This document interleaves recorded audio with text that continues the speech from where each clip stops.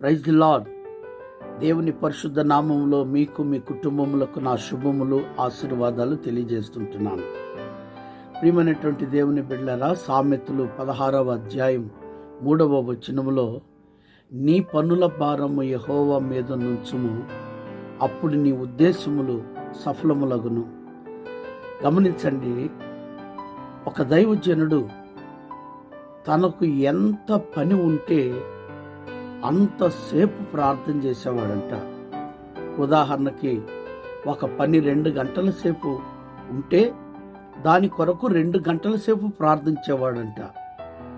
ఆ పని 2 నిమిషాల్లో ముగిసిపోయేది.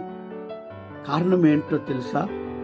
బైబిల్లో మనము రాజుల చరిత్రలను గమనించినట్లయితే, వారికి సాధ్యము కాని యుద్ధములు వారి మీద ఉన్నప్పుడు దేవుని సన్నిధిలో వారు మోకరించి దేవుని యొద్ద విచారించినప్పుడు దేవుడు ఆ యుద్ధమునకై శ్రేష్టమైన ఆలోచనలను ఇచ్చేవాడు.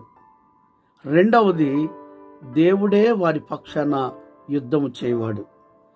అలాగే నీ జీవితంలో కూడా నీకున్నటువంటి ప్రతి పనిలో ఒక గొప్ప జయము నీకు కావాలనంటే, దేవుని ఆలోచన, దేవుని సహాయము నీకున్నప్పుడు అది సులభముగా మారిపోతుంది.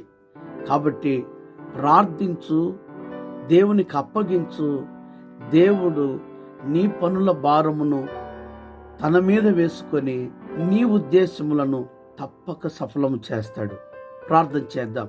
ప్రేమ కలిగిన మా తండ్రి, జీవము కలిగిన దేవ, ప్రార్థన ఆలకించి మా ప్రతి పని భారమును మీరు మాకు తేలికగా చేయడమే కాకుండా సఫలము చేసే దేవుడవై ఉన్నారు. ఆ రీతిగా నీ బిడ్డలకు మీరు సహాయం చేయమని యేసుక్రీస్తు నామములో వేడుకుంటున్నాము తండ్రి. Amen, amen, amen. God bless you.